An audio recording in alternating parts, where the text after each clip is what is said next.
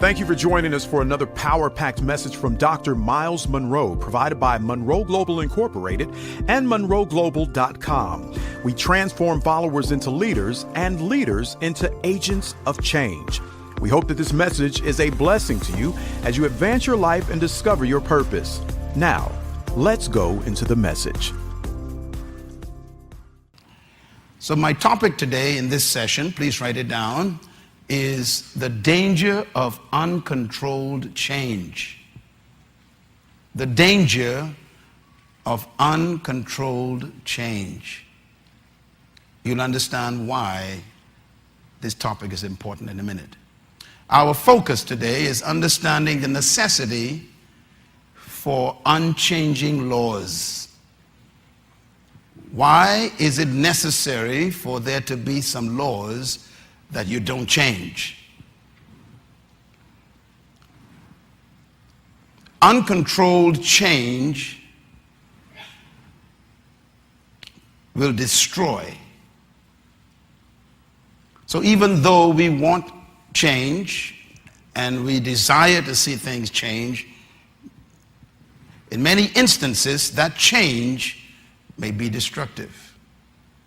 So our focus today is the danger of uncontrolled change. It's a comment about change I want to make first. The most predictable reality on earth is change. If there's one thing you can predict, is change. Secondly, change is inherent in creation. Everything will change. God created everything to experience change naturally. Every plant, every animal, the weather, the seasons, your body, your relationships, everything will change naturally. That leads me to point number 4. Mankind is the only creature in creation who has the power to determine the change. They can design what kind of change they want. That is a dangerous power. Animals function on instinct. Humans don't. Humans have the power to decide what to change. Therefore, the human has what we call the power of will. Will is a curse and a blessing. And it's the greatest gift and the most dangerous gift God ever gave humans was a will. The will is the power to decide. Animals function on natural instinct. We function on intention. Will is intent. Therefore, the result of this is that God has placed the power of the will in the hands of man, and that means that the future of the world is in the hands of mankind. We can decide how the earth looks. This creates some very serious issues. We can decide what nations will look like, what communities will look like, what culture will look like. We can decide what is normal and what is not normal. We can determine what is right and what is wrong, what is good and what is bad. All that power is in your hand. We can decide to love God or curse God. We can decide to abandon truth or create our own. This is a powerful power called the will that God gave us. And because of that, change is in our hands. I want to list very quickly what I call human-imposed change. We are using the will to impose some changes in the world right now, and all nations are experiencing these changes. First, political confusion. Constitutional revisions are taking place all over the world. Social transitions. ideological reinventions, philosophical instability. We also experience moral manipulation of our countries, values vacillation. Our values are up and down. We're not sure what we value anymore. Religious conflicts, scientific inventions. We are deciding how to use them. Technological advancement. And of course, economic interdependence. We call it globalization. That's a massive change that's taking place. The last one I think is very dangerous. Redefinition of terms. We are redefining things, even redefining words.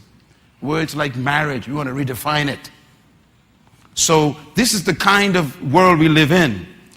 And I wanted to quickly take you through what I call the age of change. Man has gone through a number of changes, and I'm going to go through these very quickly. Some of you who are history students would recognize them. You've heard about the age of the Renaissance. Then we have the age of reason, the age of postmodern era. We have another age we define as the age of secularism.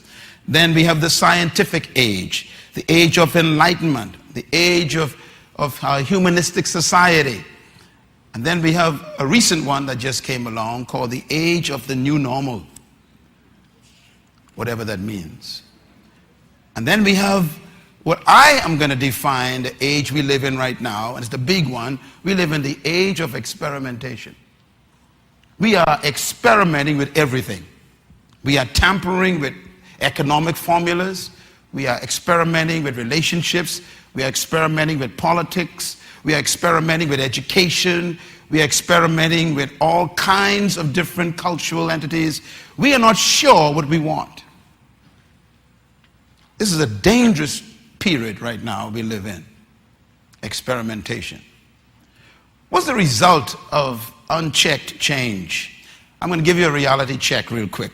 We are witnessing changes in, first of all, the collapse of governments, the rise of people power, international and domestic terrorism. States of countries are failing. Global economic crisis affect everybody. Massive unemployment is everywhere. And of course, we have the fall and disgrace of top leaders in every area, whether it's politics or business or priests or bishops or corporate executives. There seems to be no trust in leadership anymore. Then there is a change in the moral compass of our world. Things that we used to consider immoral are now becoming acceptable. Another problem we are seeing is the collapse of sovereignty, where countries are no longer sovereign because they are controlled by entities like the World Bank or the International Monetary Fund or the United Nations are imposing on countries restrictions and criteria and conditions in order for them to participate in the global scheme of things. This means that sovereignty has been basically dissolved. And this is why I say we have a collapse of sovereignty. Now, all of these are changes we're living in. And I want you to really listen to me carefully, because if you're not aware of this, you're going to be swallowed up by this and become a victim of it. Let's take then a quick look at the results of these changes. First, distrust of authority. People don't trust leaders anymore. Then we have liberalism creeping in, lawlessness, permissiveness, compromise, immorality, re-engineering of morals, culture of death taking over the countries, culture of violence, devaluation of human life, generational disillusionment, and sexual and social confusion. These are the results of the changes that we're dealing with in the world. And I want you and I to be intelligent about this, because we are going to understand how to solve a problem if we can analyze the problem. The Apostle Paul told the people of God, that's you, he said, be not ignorant of Satan's devices. In other words, study your enemy before you attack. Understand what the enemy's equipment is, what his weapons are, and how he fights. This is exactly why Goliath was defeated. Because he didn't study David's weapon. David understood his weapon. He knew and understood Goliath's equipment. And that's why David killed him.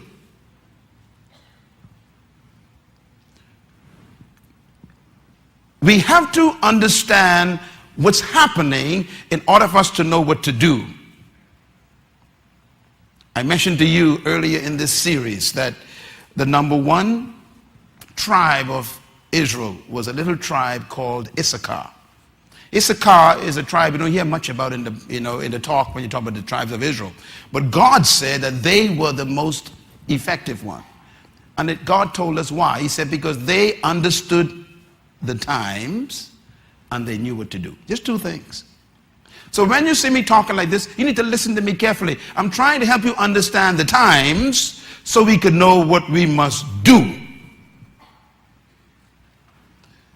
Jesus told the Pharisees and scribes one time when he was teaching them about the kingdom, he made a statement I hope he would never make to me. He said, "You do not know the time of your own visitation." In other words, you can miss what God wants to do because you're not aware of what's happening.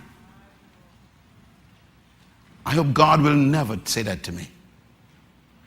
And so this is the world we live in. And here's a statement to write down. The world cannot heal itself from this situation. Albert Einstein said something I repeated often. He said, you cannot solve a problem at the same level it was created. Jesus said it this way, a bitter tree cannot bring forth sweet fruit. In other words, an unrighteous man cannot become a righteous government leader. You cannot demand sweet water from a bitter spring. Which means that if man created the problems, man cannot solve them. Are you with me? That's why for God to save the world, he couldn't find someone in the world to save it. So for God so loved the world, he didn't use anybody in it to save it. He sent someone from outside into the world. So the sign that Jesus is not from earth is a sign that we cannot save ourselves. That leads me to point number 2. Doing nothing is not an option. The world is crumbling. Nations are imploding. Social structures are collapsing. And the issue is we cannot just watch it happen. Because we are in it. That leads me to point number 3. Write this down. Whatever you allow, you can never criticize. In other words, whatever you avoid, you can never change. And whatever you complain about, you can never criticize. And this is why point number 5 is important. You must become the answer to your own prayer for change in the world. No longer should you ask God to send someone to fix something. This is the time in life where God is saying, you fix it. You do something about it. You take action because you are responsible for this error. And this is why God is telling us, I want you to transform your society by you taking leadership with kingdom influence. What a heavy burden I feel in my spirit right now. You see, whatever you permit, you are responsible for. So if we sit back and allow them to pass laws that we disagree with, we can never criticize those laws. So don't come back, 4 years later saying, I disagree. You was quiet.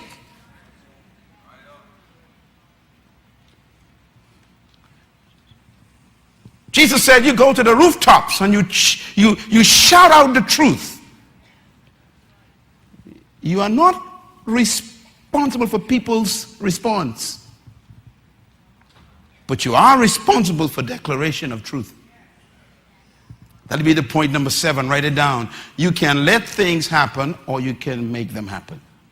And that is where we're at in life right now. You either can let things happen and become a victim of them, or you can decide, I am going to make what happens. I'm going to make sure the decisions that are made and the changes we experience, I have something to do with them. You know, God didn't wait for us to ask him to save us. God initiated the process. For God so loved the world that he what? Sent. He didn't care whether the world loved him or not. I love the world, he says. I am going to be proactive. I am going to act. That is what we are called to do, my friend. We are called to act. We are called to make sure that things don't just happen. Look at this picture on the wall. Don't you love this picture? If we want a new society, we're going to have to do some things. I like this picture. That's me. Fishy, fishy, fishy. Read it, the statement at the top. Read. If you want something in your life you've never had, you'll have to do something you've never done. In other words, jump. You got to take a chance. You might miss the bowl, you know, but at least you didn't stay with those who cropped up in a bowl. You cannot change the world by remaining safe. You cannot change the world by being afraid of criticism. It is the man or woman who have decided that criticism is an encouragement that become dangerous people. If you are not afraid of opposition, if you're not afraid of criticism, you are dangerous. So take a chance and leap. And that's what this ministry is doing. We are leaping out of the bowl of the churches and we are going into God's obedient command. Go into the world and make disciples of all the nations. I want you to read this next statement, because when you begin to leave the pack, you may run into some problems with your own friends. Some of you are laughing already. Out loud, read it with me. Please read it with me. Go. I am making some changes in my life. And if you don't hear anything from me, you were one of them.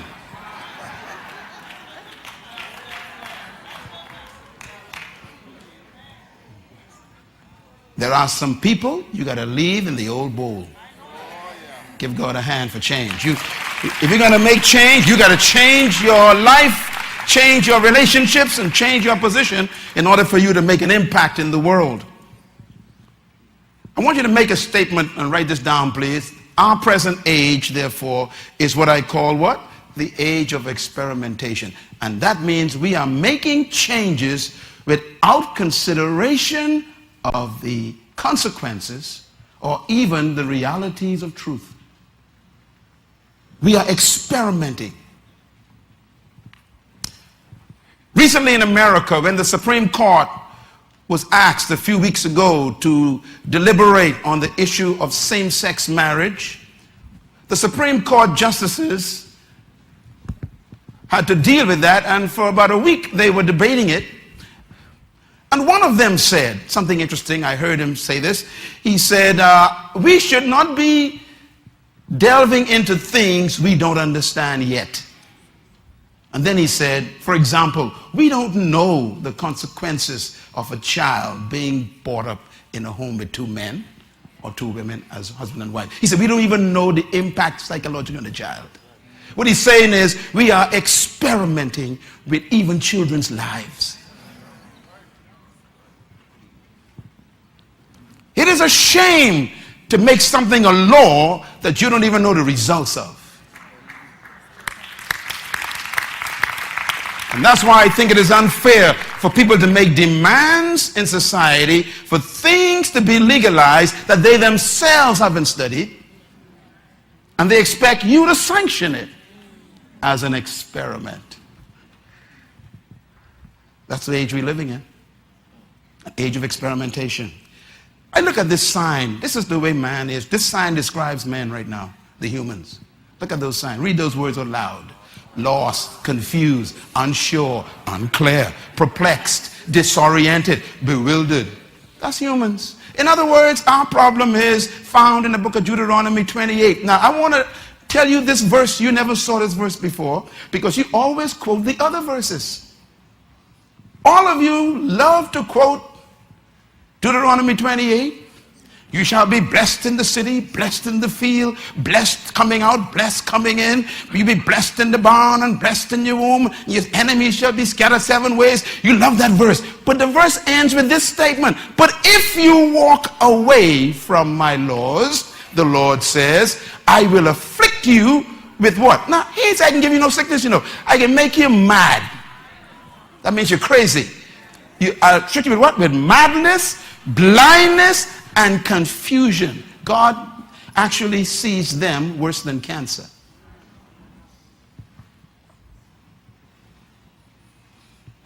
Take a deep breath. He says the greatest curse is not that you got the cold or a headache.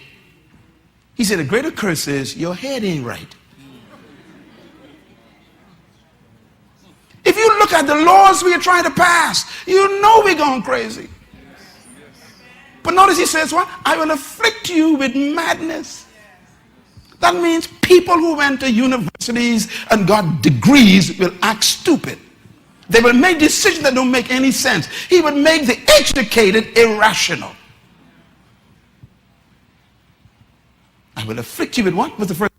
Madness. In other words, the next time you meet somebody who is suggesting some changes that are not, wholesome for society, just tell them you are mad. And you got a legal right to say it. Now notice what God says.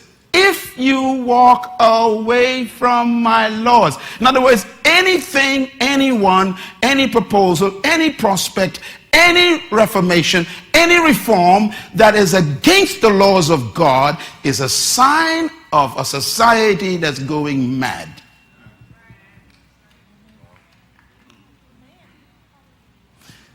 Ladies and gentlemen, the next word God uses is what? Blindness. Blindness means that even though you see the truth, you can't see it anymore. Your mind is so set on what you want that you can't even see the truth. You only see what you want to see. That's blindness. I know this is wrong, but it feels good to me and I want it. That's blindness. It's like an alcoholic. They're famous, aren't they? I know it ain't good for me, but I like it. See, that's madness. I know my daddy died from cigarette cancer, but I like to smoke. This is madness. Blindness. Experimenting. And the last one is what? Confusion. Everybody say confusion. God says, when you walk away from my law, I will throw you into confusion. Wow. Has anybody in this room ever been confused about anything? Okay, I want you to go back and think for a minute how you felt when you was confused. Okay, you was driving in Florida trying to find this place. Let's go there for that one for example. You have the address, but you keep missing the exit. And it takes you to West Palm Beach to get back. How do you feel when you're confused? You're still active, still wasting gasoline, you are still wasting time, but you ain't getting nowhere. Confusion means you're still busy, but not effective. Confusion means you are spending money, you are using time, and wasting all of it. A confused person is a dangerous person. God, that will make you confused. Now look at the last line. He says, and you will be unsuccessful in everything you do. This is in the Bible. God says, you walk away from my fundamental foundational laws, I predict your future. You ain't smarter than God. Your PhD means nothing to God's laws. You can't outgrow God's laws. You can't out-educate God's laws. God says no matter what you try, you will be unsuccessful. Some of you will never see these scriptures, eh? God said, look, if you start tampering with laws that are permanent, you're predicting your own failure.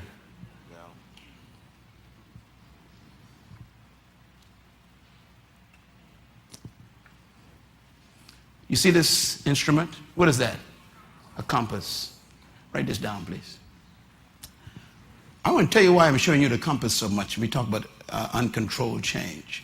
Because here's the danger of change. To advance, progress, and develop, change is necessary. That's true. But here's the problem. Not all change is improvement. Not all change is in advancement. Not all change is development. Not all change is progressive. There are people who you knew, and perhaps still know, who were good people in your family. And now they can hardly stand up. You go to visit them, they're on the floor in a mess. They changed. But it wasn't a good change.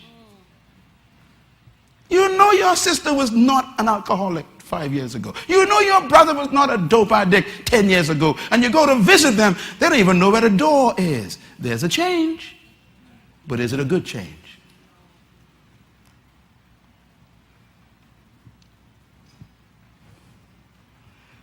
Ladies and gentlemen, all true change must occur within the boundaries of natural and spiritual laws. That's the point. You cannot just decide, I want to see some changes. You cannot change by ignoring the boundaries established by God and the principles that are even natural in nature. Yes. You cannot just decide that your vote is more important than God's natural law. One thing I love about nature, it doesn't care about your vote.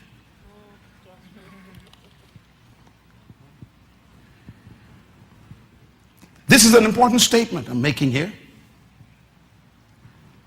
All true change must occur within boundaries. It must occur within some principles that are laid down, some laws that are being pre-established. In other words, make a note of this: change can develop or destroy. Did you know that?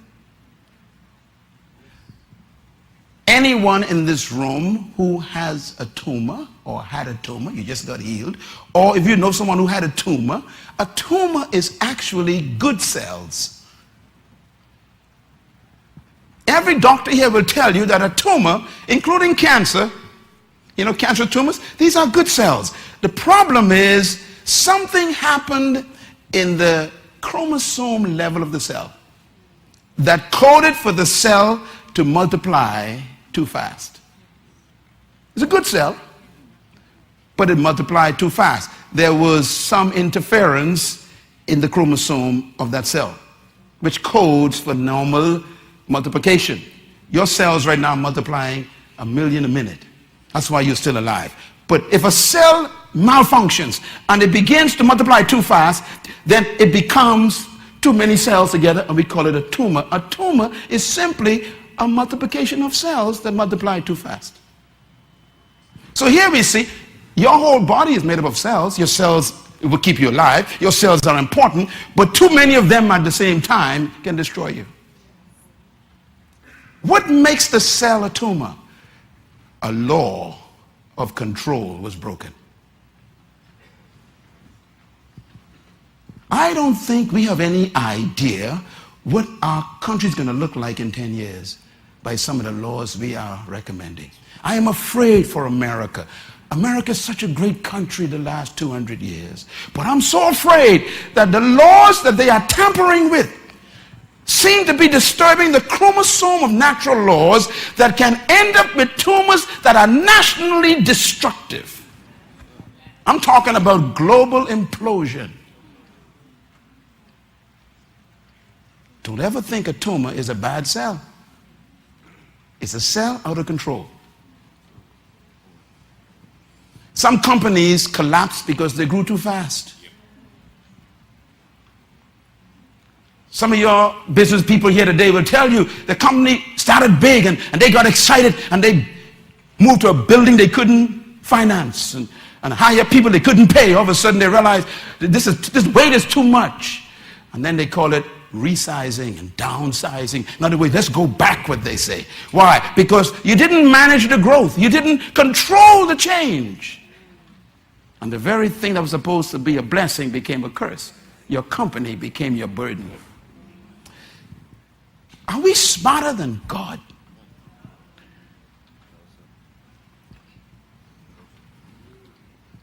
That's why God says, don't get pregnant until you're married. He knows that if this doesn't work out right, you're going to have a generation of unparented kids in gangs breaking into your homes. So he says, get married, have a kid, and you bring them up as parents. He's protecting you from a tumor. Crime is a disease created by us because we violated God's awesome re-established laws from history time. Somehow we think we are smart enough to outgrow truth. We invent our own. Write this down, please. Without change, there can be no improvement. But the problem is, not all change is improvement. I say it again. Don't just change for the sake of change. People sitting down now with their constitutions, and they decide they want to update, upgrade, revise, renew, retweak. Okay, I am sure that there are areas of all things you can tweak a little bit in life. But there's some things you shouldn't touch. For example, I want you to go home and decide, I'm going to tweak the foundation of my house. Go home and just try it. There are some things you cannot touch if you want to survive. Now, you could change the windows from blinds to hurricane shutters. House still solid. You can change the doors anytime you want. House still solid. You can even change the roof. House still solid. See, there's some things you better not touch. And this is why a few days ago we had the founding fathers of our country here. We didn't want to hear from the windows. We wanted to hear from the foundations. And that's why the first question was, why did you put the preamble there? The answer was, it is the underpinnings. That's the term he used. Underpinning means foundation. It holds the whole country together. That's what they told us it is. So when you tamper with the preamble, you're tampering with the very essence of what the Bahamas is built on. You can't improve on your foundation. You know, let me tell you what I think people are tending to do. They are attempting to buy a $2 million chandelier for the house, but move the foundation. That's how smart we are. That's the problem. We think that we can get away with an expensive chandelier and still move the foundations. Ladies and gentlemen, this is my fear.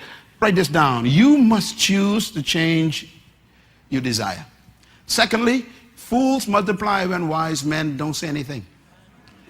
Thirdly, evil men succeed when righteous men do nothing. Fourth, darkness rules when light is absent. 5, problems reign when solutions are ignored. 6, and this is the big one. Oh, you're writing this, eh? Buy the CD today.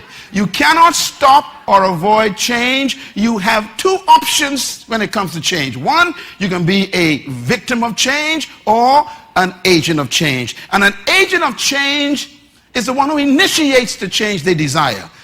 But if we don't be proactive, we will become reactive, and therefore we become a victim. We will either be agents of change or victims of change. We got to decide which one we want to be in our generation. And I have decided I am going to be an agent of change. Is there anyone here on that side?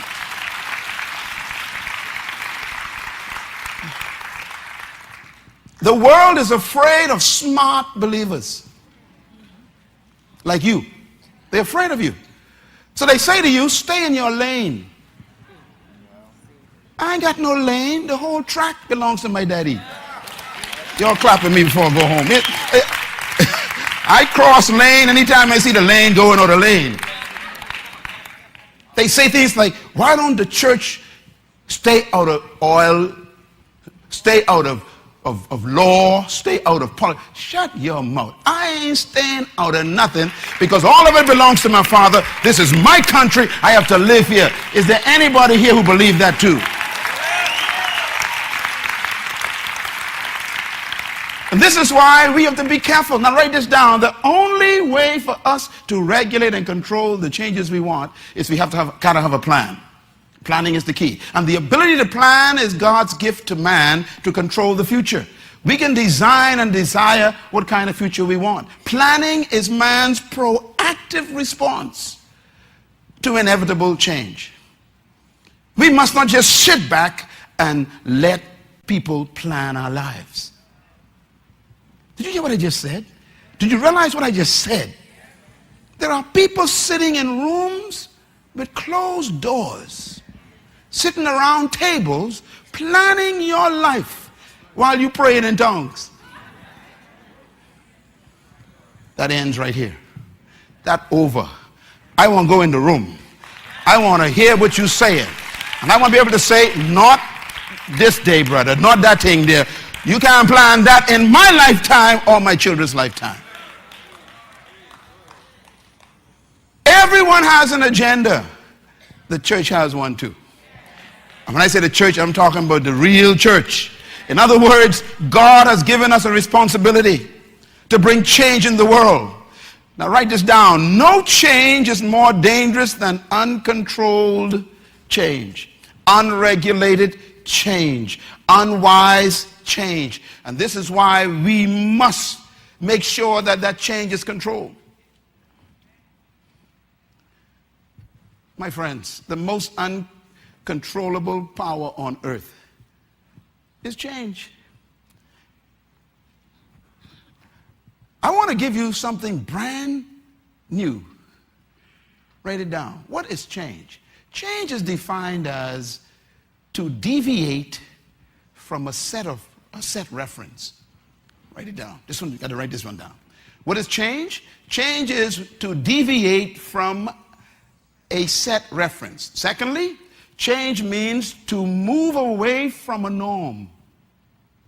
That's change.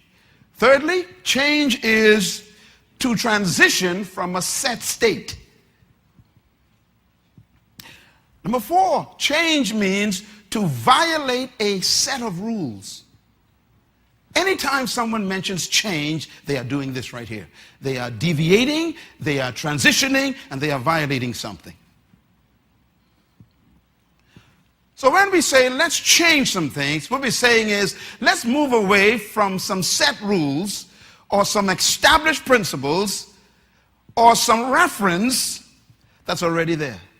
You cannot change unless something is already set. I want you to get this point. So change is only defined by something that is stable. This is very important. See, he got it. Some of y'all ain't got it. You cannot say, I want change unless there's something already stable.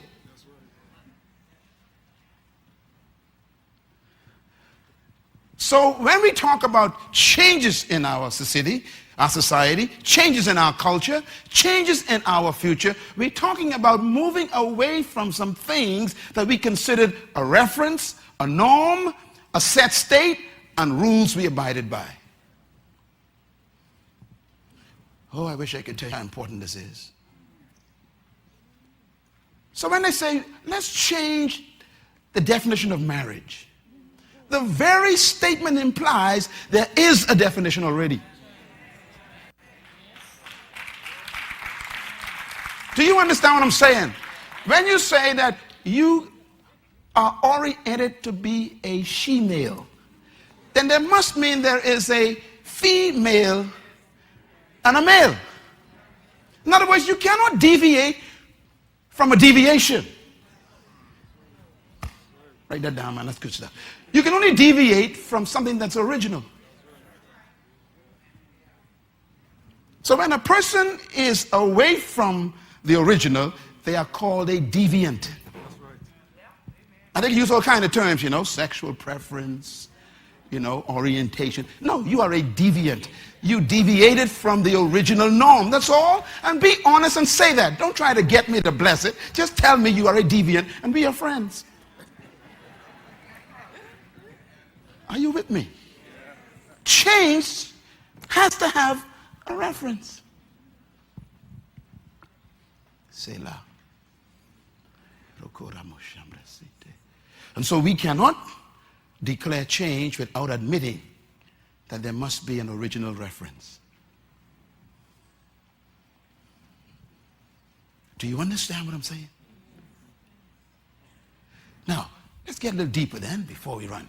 Change is impossible without an original reference. Therefore, the question is, what is an original reference?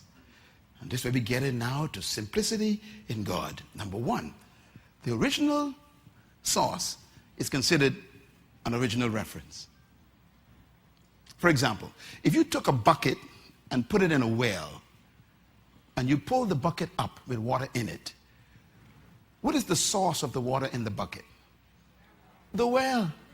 So the well is the reference. So if someone asks you where you got the water from, you refer back to the well. Now the bucket can never be a well. You're all slow today. There's some people who say, look, God made me male. I want to change myself. You can't change yourself. You ain't the well. Somebody clap by themselves. You can't. The bucket will never be the well. The bucket have to keep referring back to the well. And when someone asks you, where did you come from as a bucket of water? You have to refer to the well. Keep going back to the well. And if they want water, don't tell them come to you. You got your own water. In other words, a bucket can never outgrow the well. The bucket is never better than the well. It's never bigger than the well. It's never wiser than the well. At least the point number two. What is the original reference? Is the original state of something. Now, steak. Now, what do I mean by steak? We have a gentleman here who is a experienced, what you call those guys? Surveyor. Yeah. Is he here today? Are there any surveyors here? Yeah, stand up here. Barack Warren, one of our ministers. Now, he is a surveyor. I want you to get me a microphone. I want you to ask him something. See, we think we're smarter than God. When you start moving the stake, you get locked up. Now, we have a professional man who owns a surveying company. I'm going to ask him to tell us, what is the first thing a surveyor looks for to find out where property is and is not? Tell us how you do it, sir. Well, the first reference is the... Oh, what word you use again? The first reference. Okay, see that now? You see where we're going again? Okay, confirmation here. Go ahead, sir. The first reference is what is established from the original design. Okay, stop there again. So as a surveyor, the first thing you look for is not what the person want. Correct. You look for what? The original design. Original design. Right. And then you look for what? The references that were established at that time. So you go back to the original design and you look for the original reference. What do you call the reference? Well, it's interesting, in the Old Testament, one of the first laws that God gave Moses was says, do not move the ancient boundary stone. Yeah, we can get to that voice in a minute. See, now this guy is a professional architect and he using scripture for his company. Go ahead, sir. Okay, I'll go back. The original design is what is set up as to be the authority to keep order. Whoa, you used all these good words. Okay, so the original design is what? The authority. But I thought that the authority was my opinion. No? No opinions, though. No opinions in surveying. No. All right. So if all of us vote on my opinion, that still don't count. No. If all of us vote that the boundary is here, that don't change the boundary? Not the original boundary. If we held a referendum and decide the boundary is somewhere else, does that change the boundary? For a blind man, yes. For what? A blind man. For a blind man, it Yes. changed the reference. Jesus, Lord.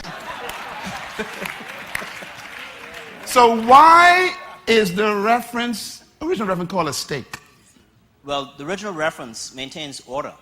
Because Stop again. See? You want to come preach, man? This is good stuff. Original reference, what? Write that down. It maintains order. That means when you move the original reference, there's social disorder.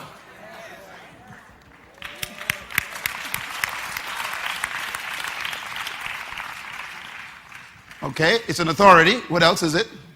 it's the authority for the system, and it maintains order in society. If there's an overlap, there's something called encroachment. Whoa. Okay. Write that word down for me, man. Okay, so now when boundaries overlap, if somebody overlap, it's called what? It's called encroachment. encroachment. It means that someone is usurping the rights. Someone is usurping. Don't walk too fast. Okay, so there's some people dressed in suits in Parliament who are claiming to usurp God's authority. So the Supreme Court judges can actually move the stake. That's correct. But it's not real. It's called usurping. That's right. It's called the authority of a blind guide. That's the word you use? Well, no. I'm saying in the scripture. The scriptures call it the blind guide. Right. Yes. So what do you call that in your business? Well, in surveying, if there's confusion in boundaries, you have to always go back to the original reference. Say it again now. If there's confusion in the boundaries, right, you must always go back to the original reference. Right. You write that down, man. That's good stuff. Okay? You watch this now. You see, now what are we doing right now in our countries? We tampering with what? The boundaries there. Well, we're creating what some people desire, not knowing what the foundation is. And what we do is we create confusion according to what we think is the right way to go. And what we think doesn't cancel the original? No, what we think is contrary to the Creator. And so what we're trying to do is to create a superficial creation that we think is superior to the Creator. Superficial Yes. creation. You all write that words down, man. That's good stuff. So you can have a superficial country. Correct. So you can have a superficial marriage. That's correct. Or confusion. So you can have a superficial family. That's correct. You can become a superficial person. That's correct. Man, this is heavy stuff, man. So next time you see somebody in the airport who ain't sure where they are, just tell them, you superficial.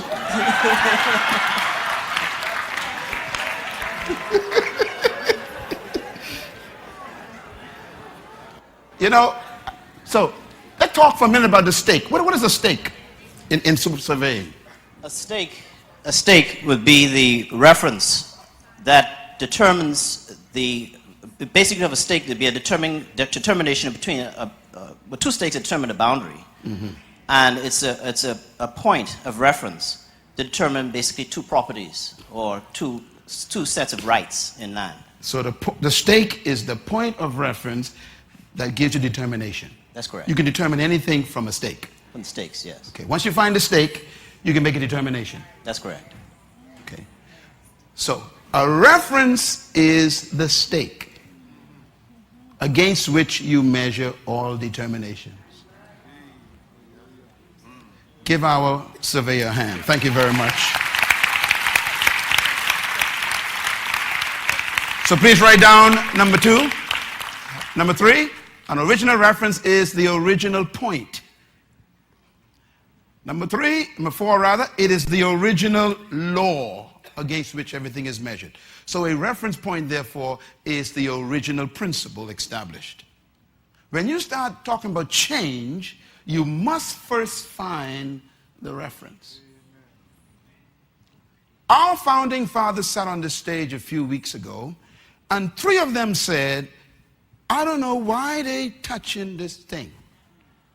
They don't understand it, they said, and they're trying to change it. In other words, they haven't studied the stake first.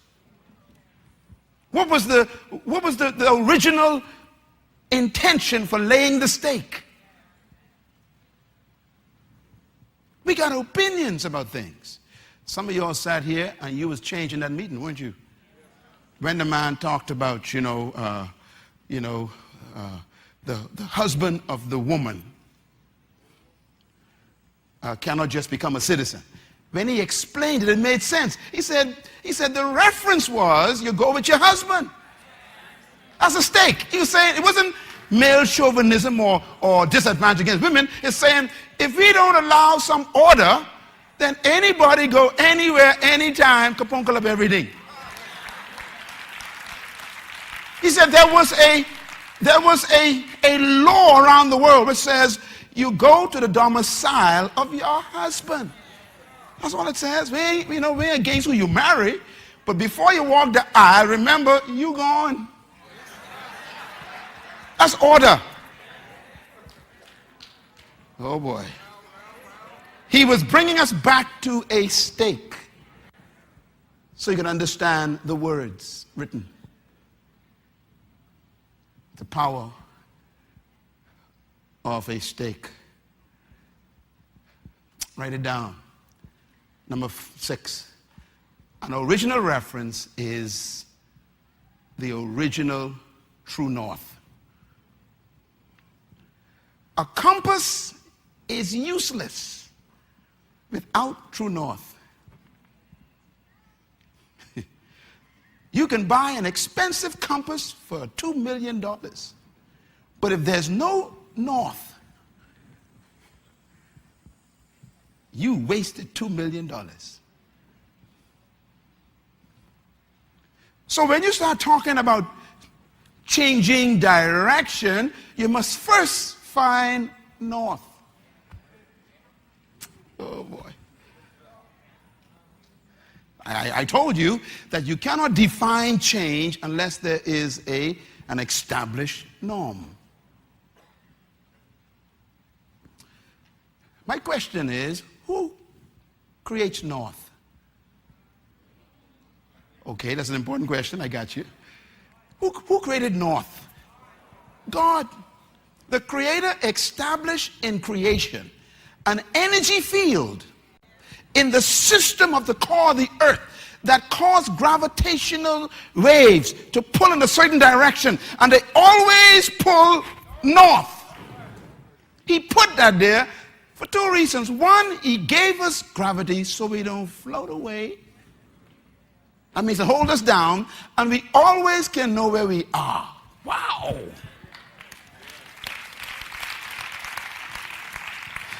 You cannot vote against gravity. You can't hold a referendum against gravity. Democracy doesn't affect gravity. If 90% of us voted against it, it'll still exist. That's the way the laws of God are. Your opinion doesn't touch it.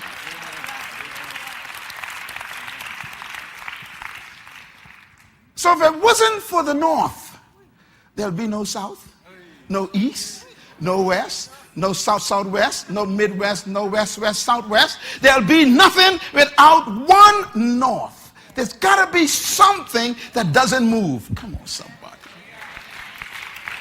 Hallelujah. That's why the first thing God gave Moses when he said, I'm going to create a new nation, he gave him law. He said, now don't touch it.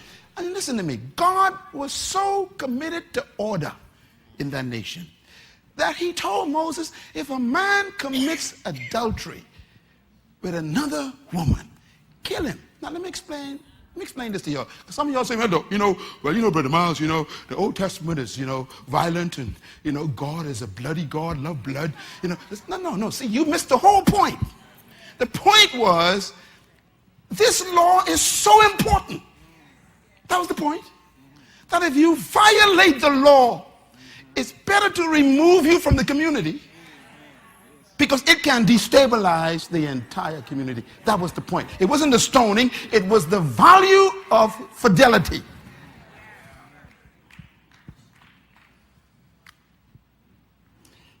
Thou shalt not kill, he says. Whoever kills another man, his life shall be taken.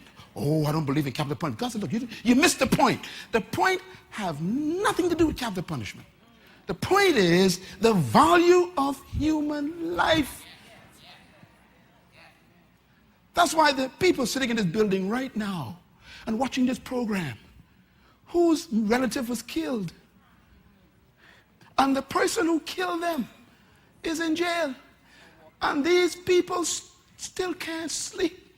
Because you see, 20 years in prison cannot be equal to the value of the absence of a relative forever. Yes, sir. It's not the punishment God was talking about. It was the devaluation of human value when you treat a life for 20 years. You can't compare life for 20 years. He was establishing a north. And most of the people who stand up in public, talk about these things, have no idea about Scripture. Always quoting things they don't understand. It makes me wonder. It'd be nice. And some of the people in Parliament quoting things, man, and they don't go to church. They have no good pastor to teach them the understanding of those scriptures, and they quoting against God. They don't understand the principle, the law, the stake that God was establishing. God was saying, look, thou shalt not steal. That was a stake. Don't move things that ain't yours legally. That includes other people's spouse.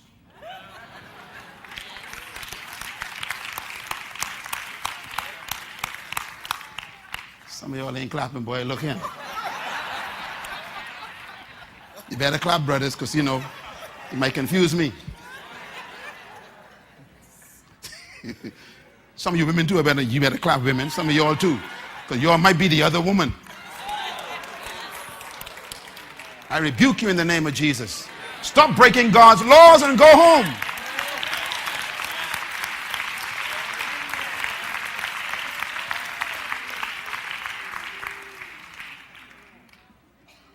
True north.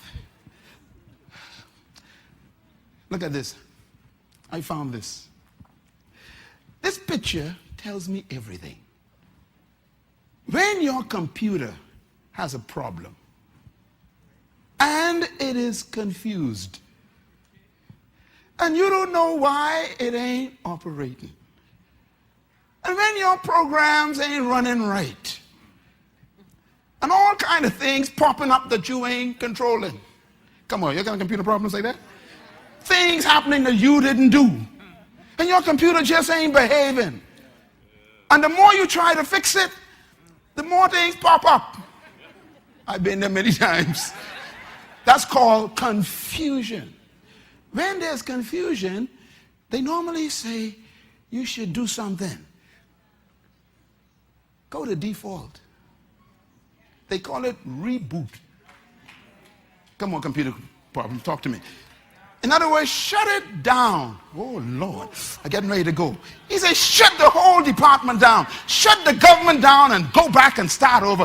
Go back to the original and say, let me get the manufacturer's design. You keep pressing button, it keeps getting worse.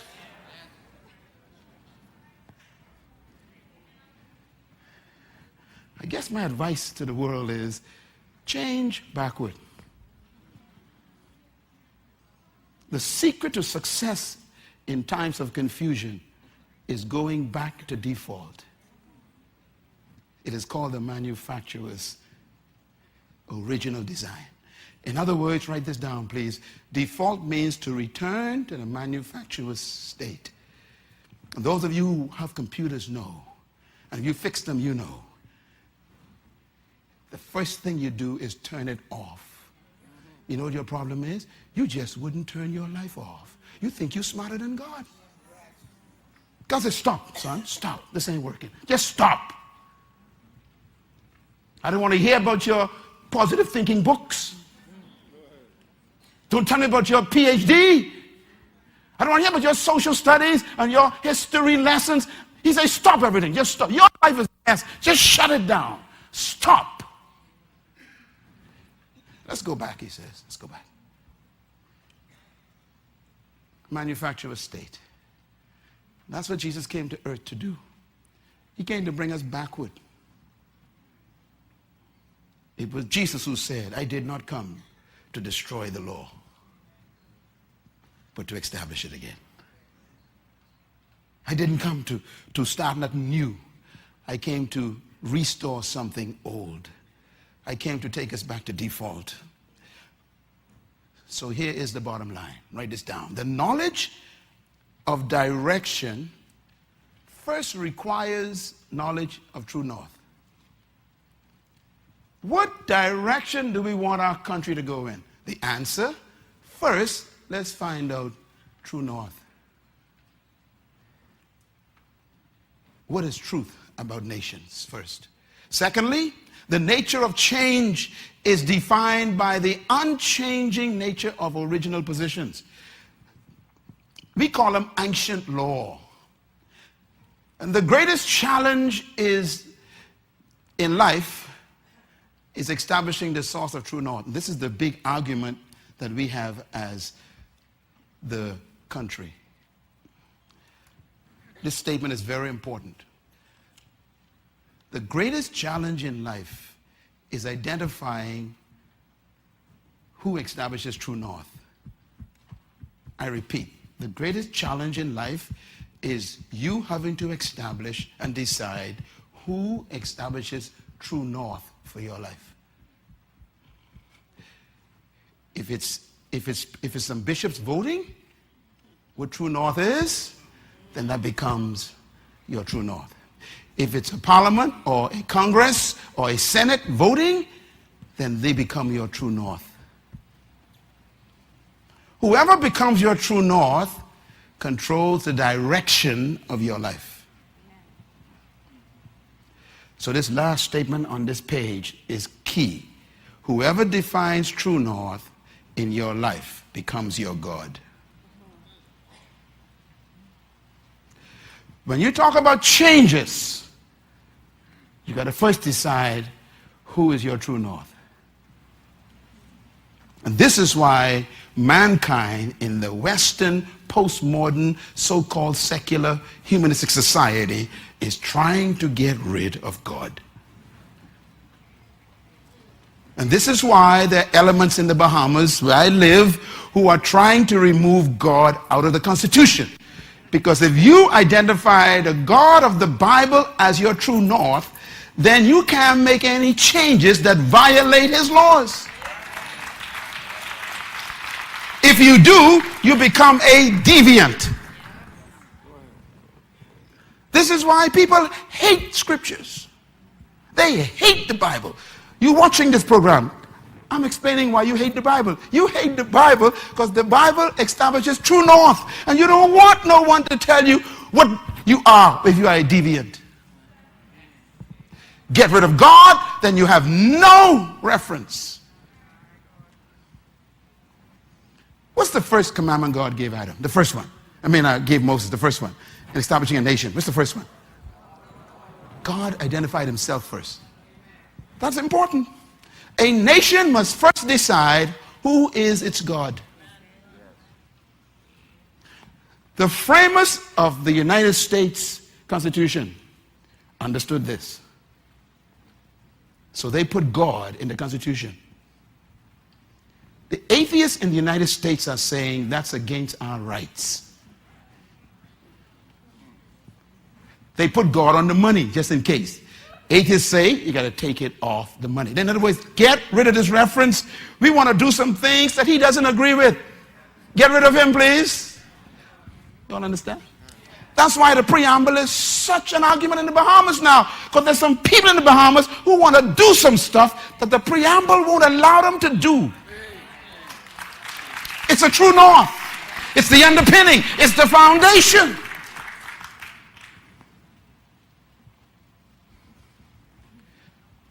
An atheist makes themselves God.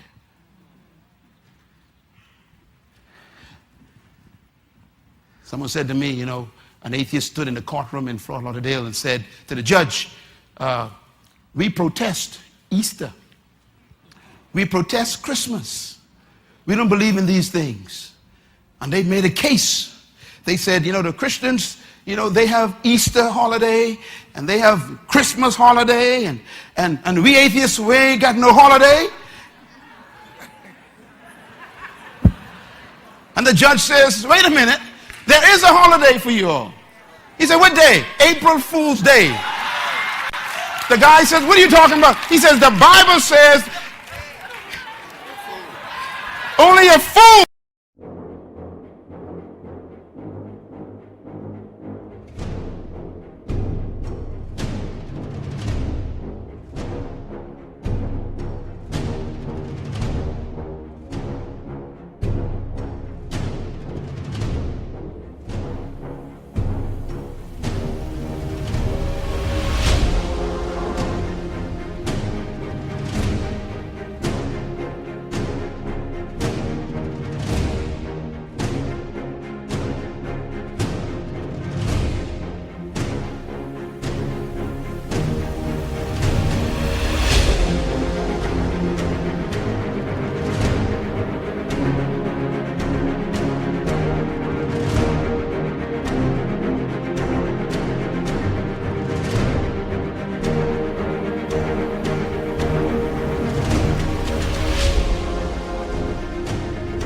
Says in his heart.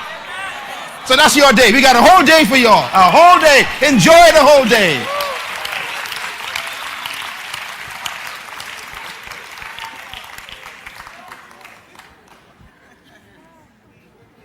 Whoever defines what? True north becomes your God. So when they start coming to you in the next election for your vote, I want you to be a different human all of a sudden, okay, from now on. I want you to ask them some tough questions. What's your belief about abortion? Don't promise me no job. I can do a job on you. What do you believe about homosexuality? What do you believe about same-sex marriage? I want to hear it from you. Ain't no more party. It's belief now.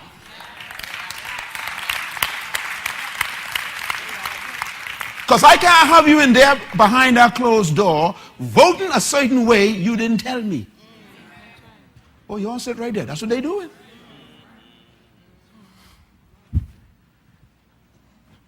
I keep, Lord, please, I can say it. I have this idea. I might run in Fox Hill, The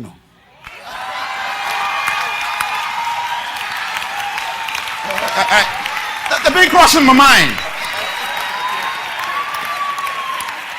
What would I say? That's a constituency.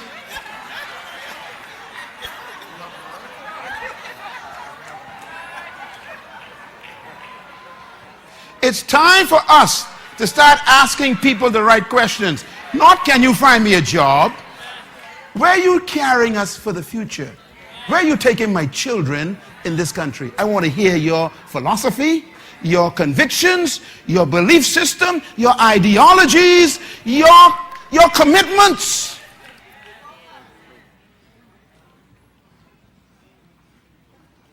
So next election, I don't want no t-shirts jumping up and down. I want you to get it right. A whole new...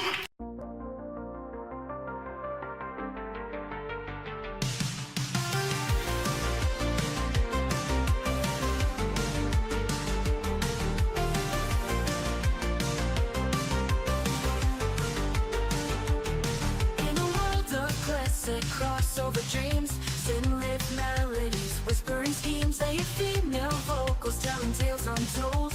Indie rock beats turning hearts cold. We ride the waves of the night, lost in an all brought to light. Haunting echoes of the past, experimental sounds that forever last.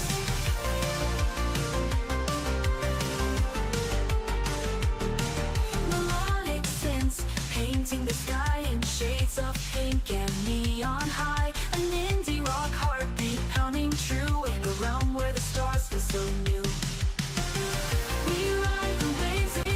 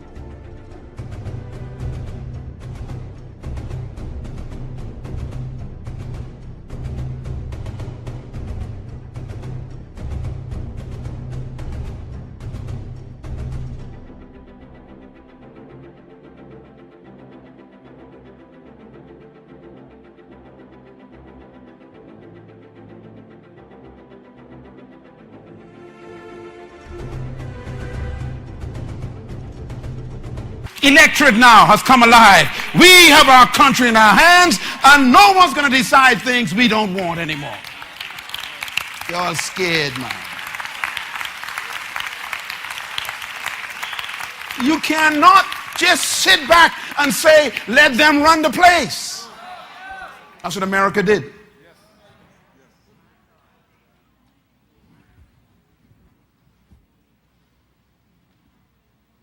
Whoever establishes true north is your God. So if Jehovah is the one who establishes true north for us, then he is our God. And the Bible says, blessed is the nation whose God